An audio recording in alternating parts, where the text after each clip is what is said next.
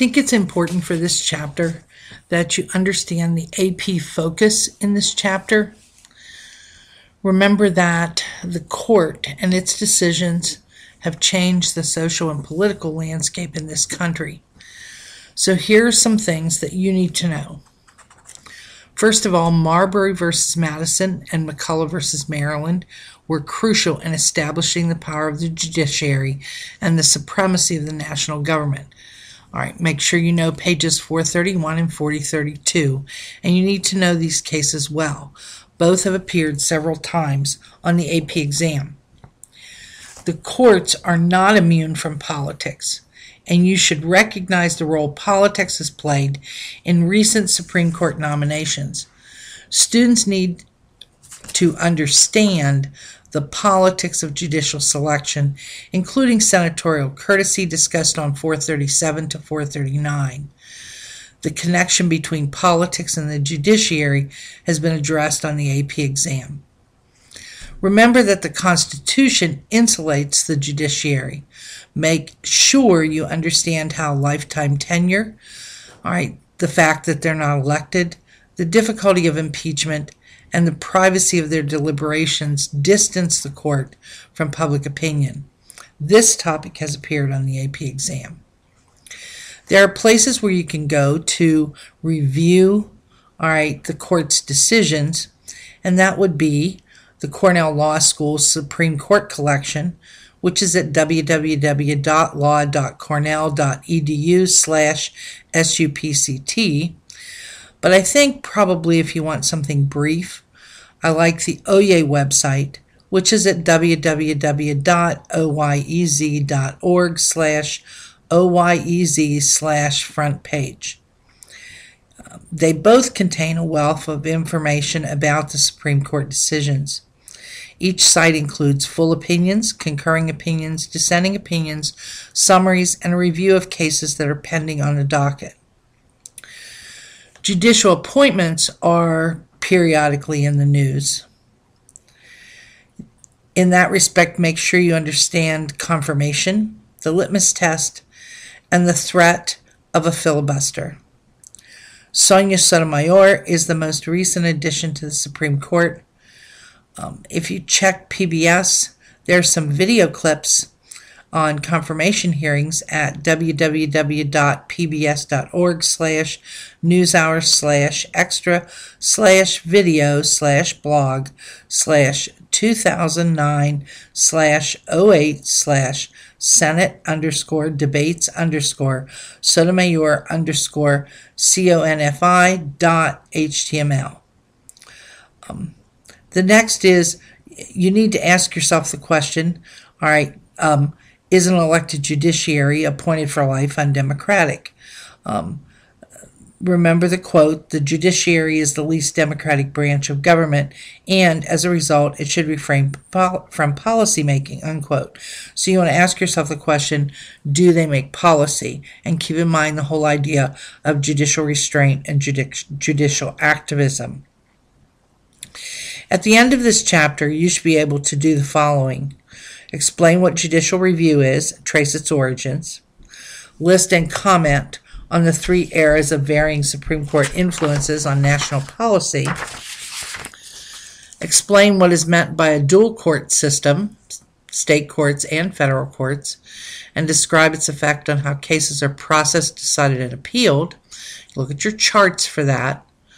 List the various steps that cases go through to reach the Supreme Court, explain the considerations involved at each step, and discuss the dimensions of power exercised today by the Supreme Court and the opposing viewpoints on an activist Supreme Court. Okay.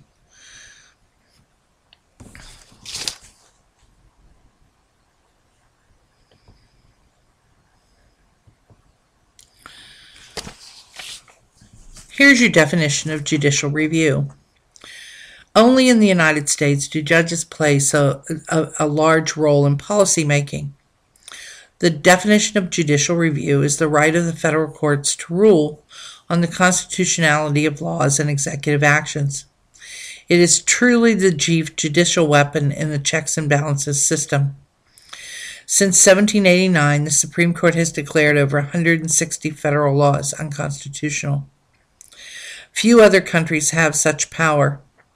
Judicial review is effective in only a few other countries that have stable federal systems and that have a history of judicial independence. For example, Australia, Canada, Germany, and India. The big debate is over how the Constitution should be interpreted. There is the judicial restraint approach, which is the strict constructionist approach, if you refresh your memory from U.S. history, where judges are bound by the wording of the Constitution. Sometimes it's also referred to as the originalist approach. The activist approach, right, is where judges look to underlying principles of the Constitution. However, they apply them to modern circumstances. So sometimes it's been viewed as a policy-making procedure. Okay. It is truly not a matter of liberal versus conservative, and we can see that with the recent Supreme Court decision under the Affordable Care Act. A judge can be both conservative and an activist, or a liberal and a strict constructionist, because they're basing their decisions on the law and not their own ideology. Today, most activists do tend to be liberal, and most strict constructionists do tend to be conservative.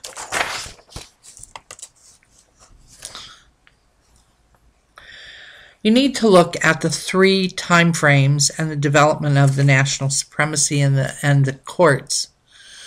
Most founders probably expected judicial review, but didn't expect the federal court to play such a huge role in the policy making under judicial activism, and that's been the big criticism. The traditional view is that judges find and apply existing law. Activist judges would later respond that judges also make law, but that truly has been the biggest criticism.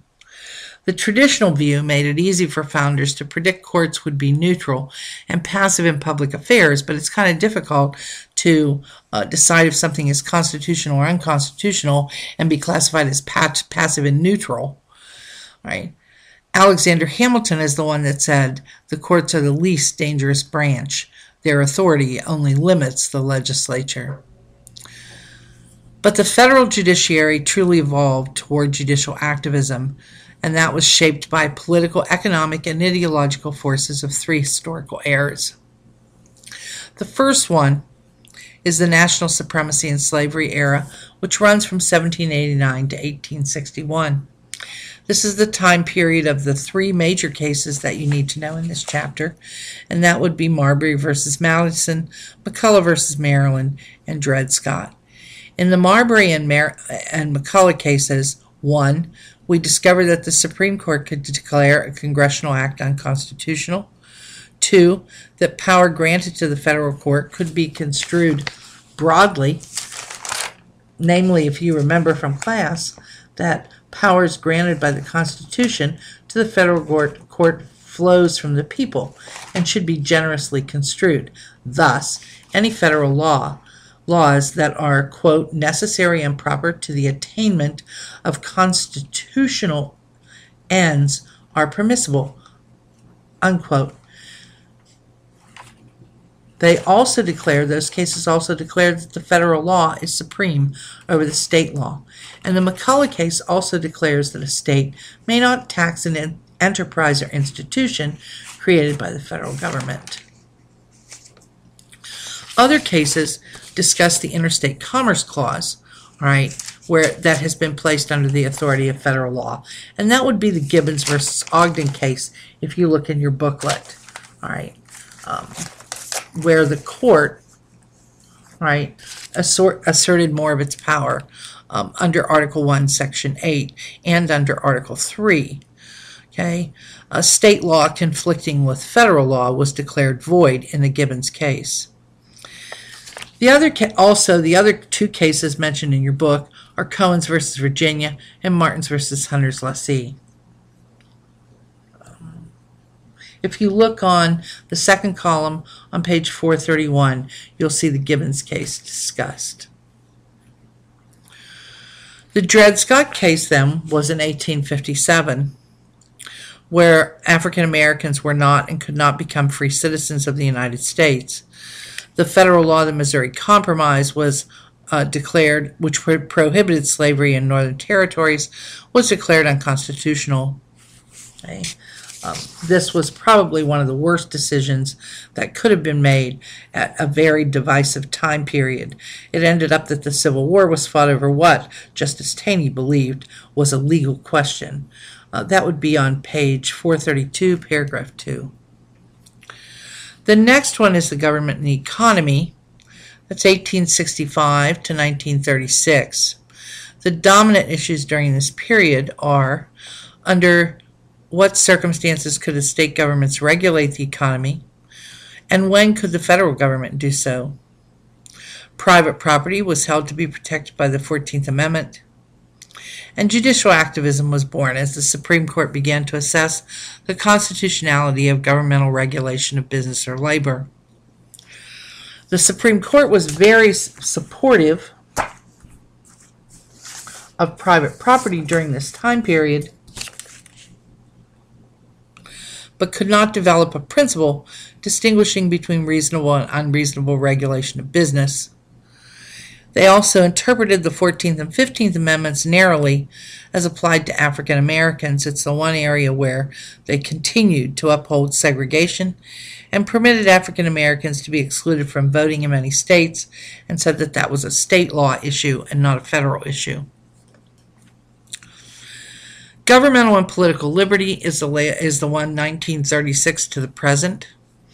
During this time period, the court established a tradition of deferring to the legislature in economic regulation cases and saying those were political questions and not constitutional questions.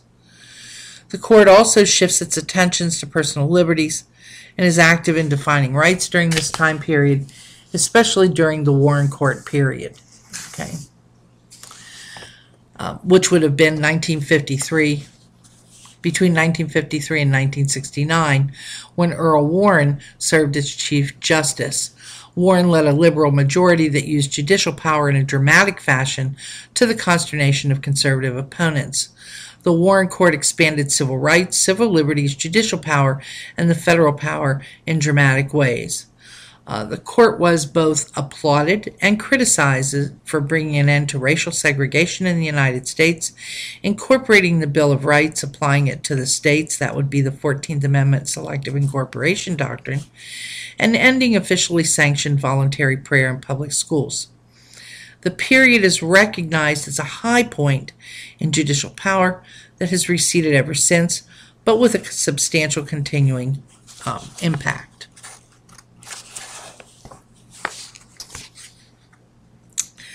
This is also the time period where FDR has his failed court packing plan, the switch in time that saved 9, all right, which obviously preceded the Warren Court.